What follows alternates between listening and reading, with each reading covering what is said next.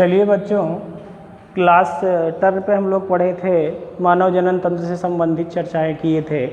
तो उसी के तहत आज हम लोग जो है आर्तव चक्र के विषय में पढ़ेंगे।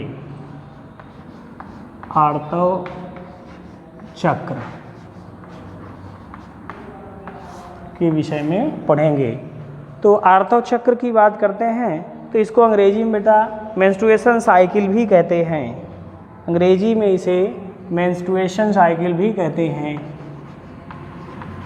मेंस्ट्रुएशन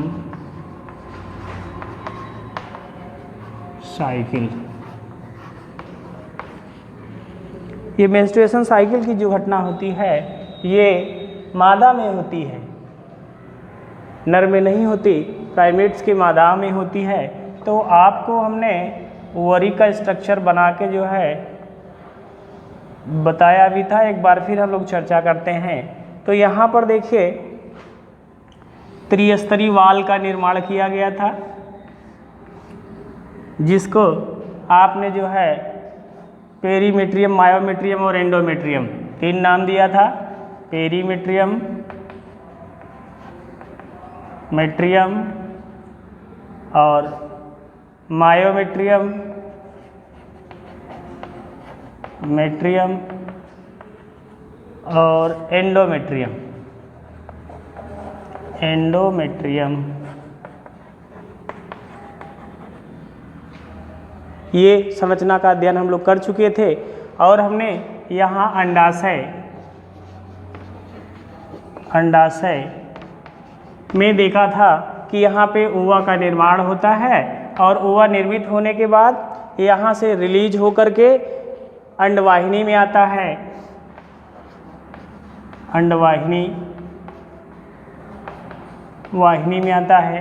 अंडवाहिनी का एक स्थान होता है जिसको एम्पुला कहते हैं। एम्पुला, इसी एम्पुला या इसको हिंदी में बेटा तुम्बिका कहते हैं, तुम्बिका कहा जाता है। तो एम्पुला क्षेत्र में ही निषेचन की घटना होती है। निषेचन की घटना होती है। तो ये घटना होने के लिए ज़रूरी ये है बेटा कि मेल गैमेट और फीमेल गैमेट सेम टाइम में आए और वहाँ पे मिले। तो इसकी शुरुआत की बात करते हैं तो जब महिला में परिपक्व अवस्था होती है, परिपक्व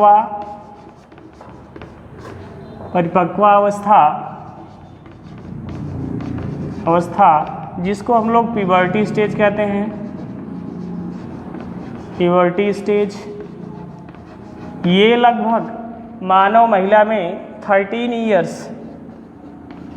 13 वर्ष की अवस्था में माना जाता है। ऐसा 13 इयर्स में ये घटना शुरू हो जाती है, तो इसी को परिपक्व अवस्था कहते हैं। तो इसमें होता क्या है बेटा कि 13 इयर्स में एज में मेंस्ट्रुएशन साइकिल की स्टार्ट हो जाती है। अब स्टार्ट होने में है क्या बेटा, समझिए इसको।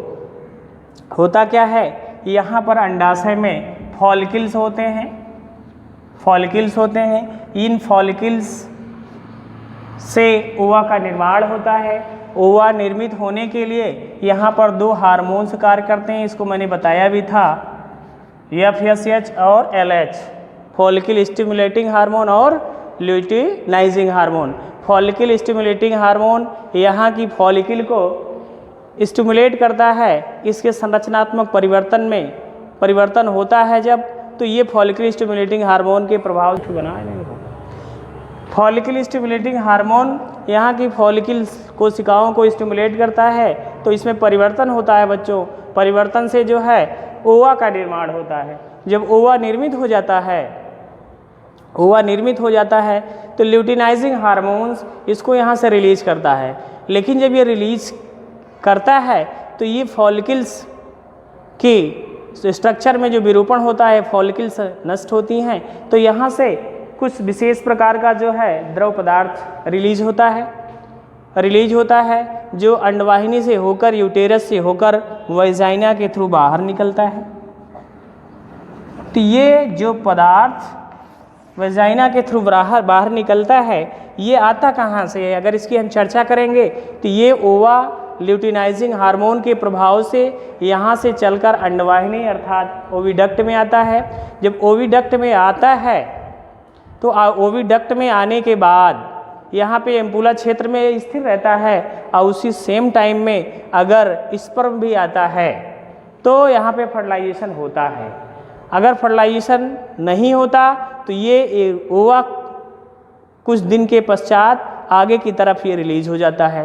और अगर फर्टिलाइजेशन हो गया तो यहाँ पे जाइगोट बन गया, जाइगोट बन गया। अब जब जाइगोट बन जाएगा तो ये विस्थापित होकर के यहाँ यूटेरस में आएगा, ये स्थिर हो जाएगा। यहाँ पे जब स्थिर हो जाएगा तो इन वाल्स के द्वारा इसको सपोर्ट किया जाएगा। अब सपोर्ट का तात्पर्य है यहाँ पे एक प्लेसेंटा नामक संरचना बन जाएगी। प्लेसेंटा नामक संरचना से इस एम्ब्रियो का भरण पोषण होता रहेगा। लेकिन अगर फर्टिलाइजेशन ना हुआ, ये फर्टिलाइज ना हुआ, एम्ब्रियो नहीं बना, तो यहाँ की जो वाल्स हैं ये रप्चर हो जाती हैं, रप्चर हो जाती हैं मतलब बच्चों टूट जाती हैं या नष्ट हो जाती हैं।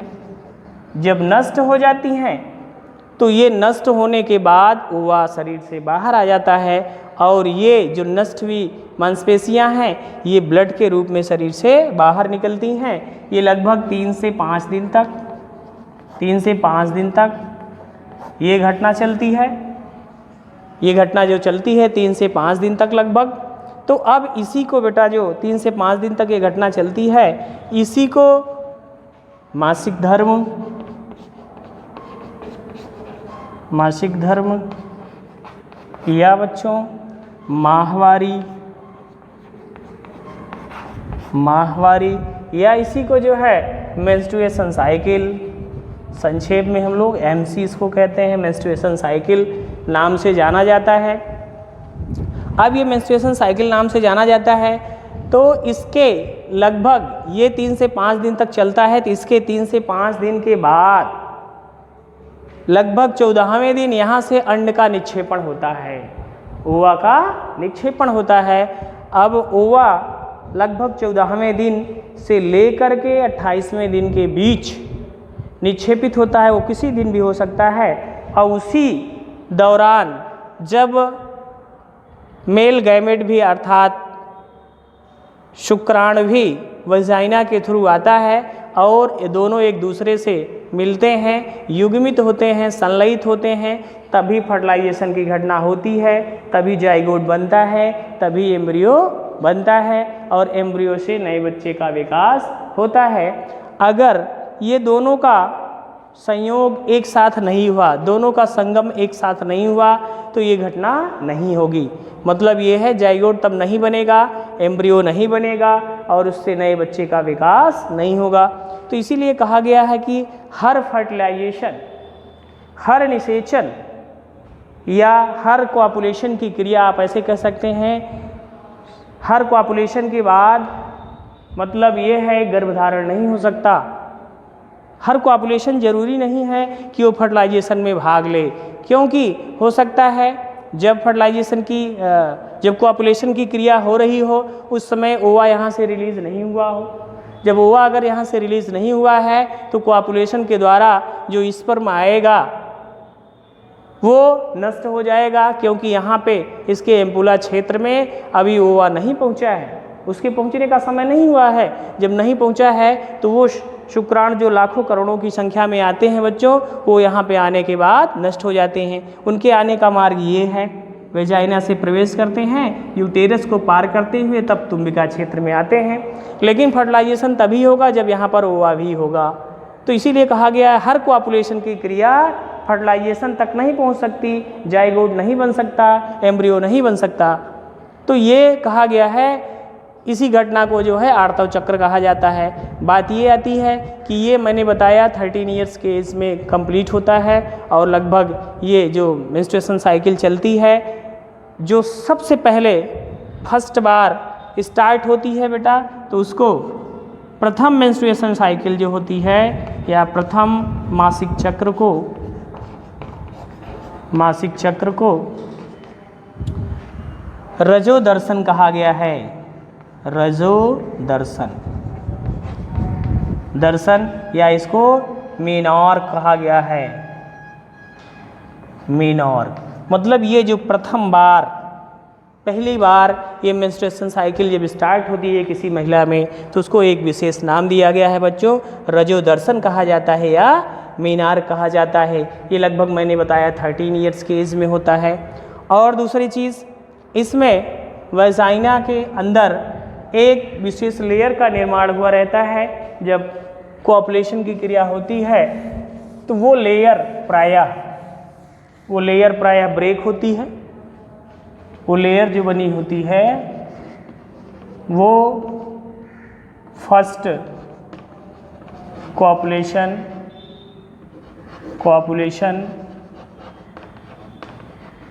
के बाद ब्रेक हो जाती है।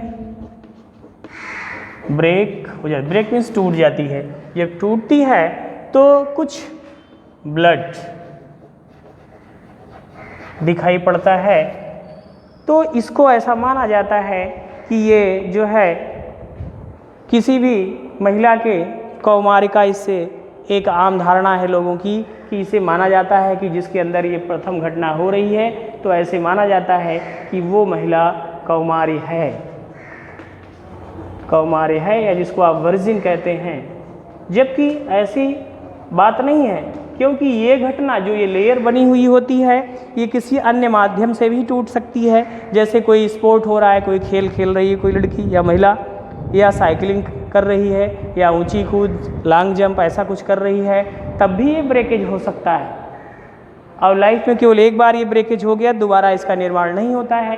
तो इससे हम किसी की कौमारिका टेस्टिंग नहीं कर सकते हैं, लेकिन ये एक आम धारणा है। और कभी कभी तो मान लीजिए व्यक्ति डिप्रेशन का शिकार है, मानसिक अवस्था ठीक नहीं है, तो उसमें भी ये घटना हो जाती है। तो इसलिए विज्ञान ये कहता है कि ये जरूरी नहीं हो कि फर्स्ट बार कोऑपुलेशन की घटना के बाद ही इस लेयर का ब्रेकेज हो और किसी महिला की कौमारी की जो है जांच आप इससे कर सकें, ऐसा नहीं है। मतलब मैंने बताया ये दुर्बलता से भी हो सकती है, मानसिक अवस्था खराब होने पर भी हो सकती है, और खेल खेलते समय भी हो सकता है, साइकिल चलाते समय भी हो सकता है। तो ये एक बात थी, वर्जिन की बात थी, कौमार की बात उसको मैंने बताया। उसके बाद देखिए कंडीशन ये आती है कि जब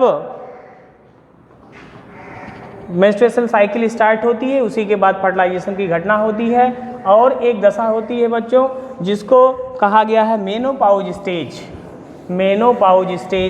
मेनोपॉज स्टेज में देखिए, जैसे प्रथम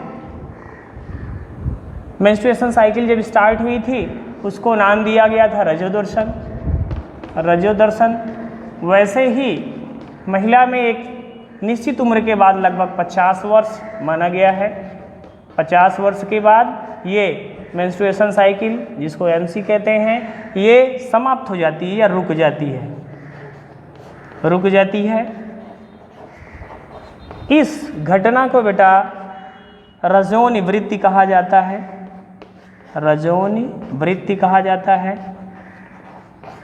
इसको इंग्लिश में मेनोपॉज कहा जाता है। मेनोपॉज तात्पर्य यह है कि इस कंडीशन में ऐसा माना जाता है आफ्टर 50 ईयर्स ये मेंस्ट्रुएशन साइकिल चलना बंद हो जाती है। अर्थात ये है कि अंडाशय से ओवा का निर्माण और रिलीज बंद हो जाता है, तो ये घटना अपने आप स्वतः बंद हो जाती है। इसको मेनोपॉज या रजोनिवृत्ति कहते हैं। लेकिन ये जरूरी नहीं है कि ये हर महिला में 50 साल की उम्र में ही हो। किसी का स्वास्थ्य अच्छा है तो ये उम्र और मतलब मेनोपॉज स्टेज जो है और बाद में हो सकती है, 55 साल हो सकता है।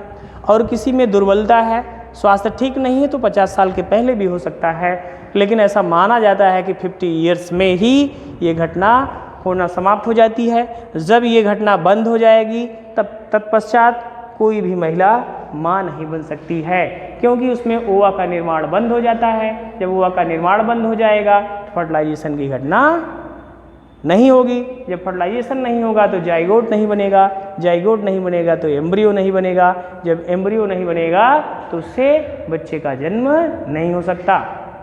और दूसरी बात देखें, ये तो सामान्य प्रक्रिया है। अब इसमें कुछ बातें ऐसी हैं जैसे मान लीजिए इस निषेचन की घटना को रोकना है तो उसके रोकने के कई उपाय होते हैं। जैसे एक अस्थायी उपाय ये होता है कि ओविडक्ट जो अंडवाहिनी है उसे काट के बांध दिया जाए। तो ये सामान्य विधि है, बहुत पुरानी विधि है, अस्थायी विधि इसको कहा जाता है। तो इस घटना को जो है महिला नसबंदी के नाम से जाना जाता है। तो ऐसा कर देने पे अस्थायी विधि होती है। तो इसको जो है अंडवाहिनी को काट के बांध दिया जाता है। तो ऐसी व्यवस्था को जो है महिला नसबंदी के नाम से जाना जाता है। और नेचुरल क्रिया जो प्राकृतिक क्रिया हो रही है उसको फर्टिलाइजेशन की क्रिया को रोका जा सकता है। अब उसके बाद आती है बात, अगर एक घटना होती है ऊफ्रेक्टोमी, मतलब यहाँ से ओवरी या अंडाशय को ही काटकर हटा दिया जाए जहाँ पे ओवा का रिलीज होता है। तो ये भी एक अस्थायी विधि होती है। जब अंडाशय को हटा दिया जाएगा तो ओवा का निर्माण नहीं होगा। जब ओवा का निर्माण नहीं होगा तो इसमें फर्टिलाइजेशन की घटना नहीं हो सकती। एक व्यवस्था ये भी हो सकती है। फिर उसके बाद बात आती है कि अगर इसमें अगर आप दो अंडाशय आप देख रहे हैं, एक पेयर है, एक जोड़ा है, तो एक जोड़े में दोनों अंडाशय एक साथ कार्य नहीं कर सकते। एक सक्रिय रहता है बच्चों, तो एक निष्क्रिय रहता है। दोनों एक साथ सक्रिय नहीं हो सकते हैं, लेकिन कभी कभार ऐसी घटना हो जाती है तो उसमें जो है एक से अधिक ओवा बन जाता है, अर्थात 2। तो ऐसी ही कंडीशन में निषेचन होता है, जिसके फलस्वरूप एक से अधिक बच्चे या जुड़वा बच्चे पैदा होते हैं। तो ये बात थी बेटा मेंस्ट्रुएशन साइकिल की, और मादा जनन तंत्र में कैसे मेंस्ट्रुएशन साइकिल स्टार्ट होती है, किस अवस्था में स्टार्ट होती है, स्टार्ट होने को क्या कहते हैं, और किस अवस्था में समाप्त होती है उसको क्या कहते हैं, और इस घटना को रोकने की क्या व्यवस्था है। तो मैंने अस्थायी विधि के बारे में बताया। इस तरह से आज का टॉपिक हम लोगों का समाप्त हुआ। धन्यवाद।